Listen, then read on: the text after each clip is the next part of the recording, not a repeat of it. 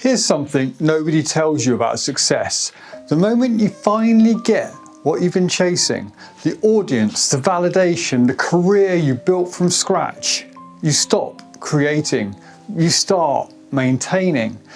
Most creators burn out before they ever reach that point, but the ones who do make it, they discover something worse than failure. They've built a prison that looks like freedom from the outside. This video is about what happens after you win the game, and while the real victory isn't about winning at all. If you've ever felt the weight of your own success, or you're grinding towards a milestone that's starting to feel hollow before you even reach it, stay with me, because this isn't another burnout story. It's about the quiet turn that brings you back to yourself. You win the game, or at least it looks that way from the outside. You've built the audience, the reputation, the version of freedom everybody said you should chase. But slowly, something shifts. What once felt like momentum now feels like maintenance. You're not making things anymore, you're managing them, protecting your reach, guarding your relevance, feeding the rhythm you created but can no longer control. The thing you once loved starts to feel like a job you just can't quit. And here's the paradox. It's not failure that burns creators out, it's success. Because success turns creative play into performance, and performance, when it becomes your identity, is just another mask. For some of us, that mask is familiar. We learned early how to read the room, how to become what people needed us to be, at work, in relationships, even online.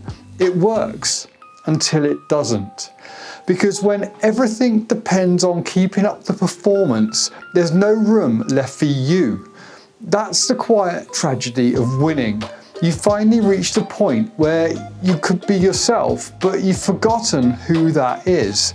I know this because I've lived it. Years of shows, projects, constant output, and when it stopped, I didn't feel relieved. I felt erased, but we'll come back to that. First, let's talk about the other path, the one most creators take. Most people never even reach the trap. They hit the wall first. It starts quietly, a skipped upload, a few late nights that blur into foggy mornings. Then one day, you open the app, stare at the blank title box and feel nothing. No spark, no hunger, just a voice whispering, "What's the point?" That's the burnout wall, the moment you've given everything, time, sleep, identity, and the return no longer feels worth it. You see it constantly. A creator who posted daily suddenly goes silent. No announcement, no farewell, just absence. They didn't quit, they ran out of self to give. And the truth is, it's not just exhaustion, it's disillusionment. You realize the algorithm doesn't give a monkey's about your soul. It just wants your output. And when your worth is measured in views, you live in a constant state of scarcity, even when you're winning. Burnout isn't breakdown, it's the body's rebellion against a life that has lost its meaning. It's your system saying this version of success is not sustainable. But here's where it gets interesting. Every so often, someone does something different. They stop trying to win the game and start rewriting the rules. You can feel it the moment you encounter their work. It's raw, honest, unfiltered. It doesn't beg for clicks. It earns attention through truth.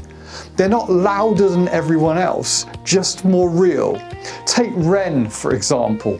He stayed completely outside the mainstream machine. No label, no gimmicks, just unfiltered storytelling and total creative integrity.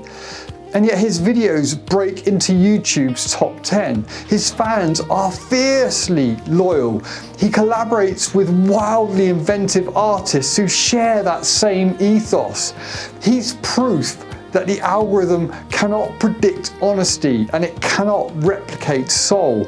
Or the Skinner Brothers, a band who refuse to play by traditional rules. They do what they want, make what they believe in. Their UK tour sold out before it even launched.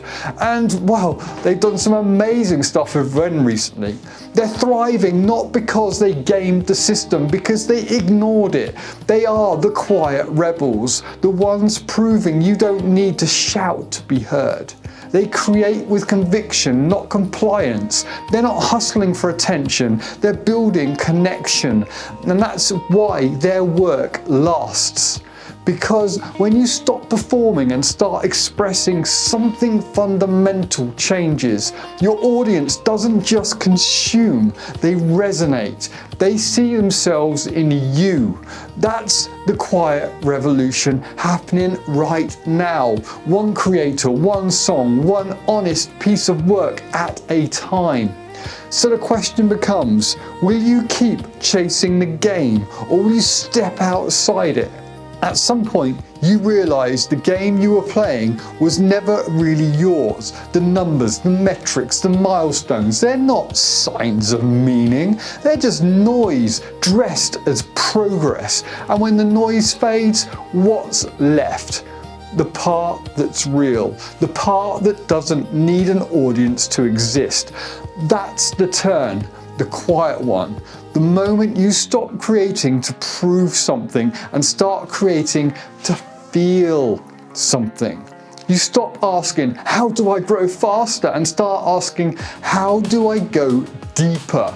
You stop performing confidence and start rebuilding trust. Trust in yourself, in your taste, in your timing. Because the real win isn't the audience, it's the anchor. It's the steady pulse of calm you find when you stop chasing and start listening. That's where your creative voice comes back, not from effort, from honesty. The algorithm cannot imitate that. It cannot predict soul. It can amplify, echo, and distort, but it cannot originate. And maybe that's the secret all along. The real success isn't about scale, it's about sincerity, about finding the kind of peace that lets your work breathe again. When you create from that place, people feel it. They don't just watch, they remember. I know that turn personally. When everything stopped, I didn't know who I was without the noise. At first I thought I'd failed, but it wasn't failure, it was space. The space I'd been too busy to feel. It was in that quiet that I picked up guitar again, not to make content, not to impress anyone, just to breathe. 15 minutes a day, no goals, no plan, just sound, movement and presence. And something shifted. The calm came back first, then the clarity, and eventually the confidence in yourself. Not the old performative kind, the grounded kind that grows when you stop trying to prove and start learning to be. That's what this next series is really about. It's called What Happens After You Win the Game. It's not about giving up ambition, it's about redefining it, finding a rhythm that's sustainable, creative, and actually yours. If you felt this shift, that quiet pull away from noise towards something more real, well, you're not alone. That's where this channel is heading. If this spoke to you, I'd love to hear from you. What's one loud thing you've let go of lately, or one quiet thing you're ready to return to? Drop it in the comments, I read them all. And if you're ready for what comes next, subscribe and stay close, because maybe the real encore isn't louder, it's wiser. It's you again, but finally at peace with the sound of yourself. Thank you for watching, hope you enjoy the coming videos, and I shall see you with the next one.